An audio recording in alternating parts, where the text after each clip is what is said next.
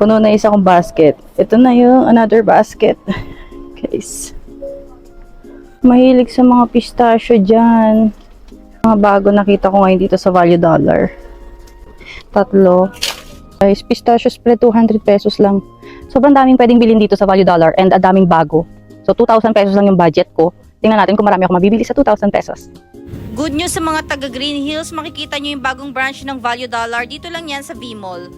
Tingnan guys, ang ganda, di ba? Oh, ready na for travel. Yan na siya guys, ready na for travel. Uy, ang ganda nitong dalawa, 1,450. Isang maleta guys, 1,450. Tapos kung gusto nyo ng mas malaki, ito 1,999. Diba? Ang laki niya guys. Diba? Yan siya. Ito guys, yung 125 pesos. Ito yung pinakamalaki nila, 395. So, ayan yung difference. Hindi pa malaki. Sabi kong favorite ko, meron na pala silang maliit, yung 65 pesos. Ayan. Godiva chocolate din sila. So, ito yung favorite naman na chips ko dito sa Value Dollar. Taran! Ayan siya. So, may barbecue na pala. Ito kasi yung favorite ko guys, yung seaweed. Kusuka, singkong. Ayan. Ano siya guys, kasaba chips. Ang sarap nito. So, bibili ako nito ng 4. Tatry ako ng isang barbecue. Ito yun guys, hindi lang puro snacks dito or chocolates. Meron din silang yan. Mga soaps, shampoo, wet tissue, and ano to, baby wipes. Ayan, may wipes sila, shampoo. Ito yung pinapabili sa akin ng anak ko. Bilang ko daw siya ng goat's milk. So, bibili ako ng dalawa. 60 pesos lang to guys. Ayan, 60 pesos lang. Ito pinapabili niya sa akin. Mura din dito guys yung mga detergent powder. May 55 pesos, may 299 pesos. And dito naman yung fabric softener, 55 pesos and 250 pesos. Ayan, mahal na yung, di ba? 150. Ayan siya. Yung cotton buds, 45 pesos lang kukuha ko nito guys. Akong cotton, ito na lang yung bibiling ko. 89 pesos lang siya guys. Ito siya, ang ganda nito oh.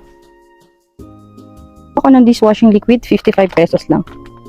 Marami din silang mga gamit sa bahay. Etong food container, meron silang mga paper plate, tissue. Ayan, dito pa tayo.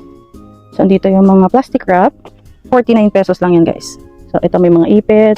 Ako nito, 99 pesos lang. Guys, meron na rin silang bulldog. Guys, ito naman yung aisle ng, ayan, mga ingredients. Ayan, yung Himalayan salt, kukuha ko niyan. Olive oil, 395 pesos lang. Yung mga ketchup, ayan. Sila ditong mga juice. Ito siya. Bigla ko na uhaw sa aisle na to. Parang gusto ko nang uminom ng juice. Grass jelly, 25 pesos lang. And then yung soybean drink. Pag mas marami, may discount kayo. So, ayan, 49 pesos lang, guys. Yung mga mahilig dyan sa butter crunch cookies. Dahil favorite ko yung blueberry, kukuha akong dalawa nito. 46 pesos lang siya. Mga luncheon meat na sila dito. Silang Milo dito, Lipton, Starbucks, Nescafe. Yan, 59 pesos lang, 169 pesos, 215 pesos, 145 pesos. Tapos yung pinakamahal na nila, yung 350 pesos. Marami din silang mga candies dito. Tulad ng Skittles, ayan, may mga KitKat din sila, Cadbury, Toblerone, Snickers, Mars. Ayan siya guys. 69 pesos.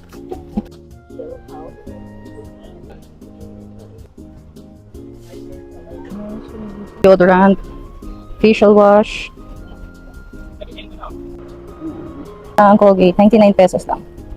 Ang Oral-B, 135 pesos lang. Meron din sila ditong Sunsilk, Rejoice, Pantene, Lux, Head and Shoulders. Ito, 99 pesos lang, hand soap siya. Yan guys.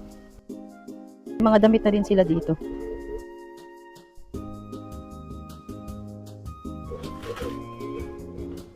Pamili ko, 2 basket. Sobrang ako ng 54. Dami ko na pamili. 2,000 lang yung budget natin.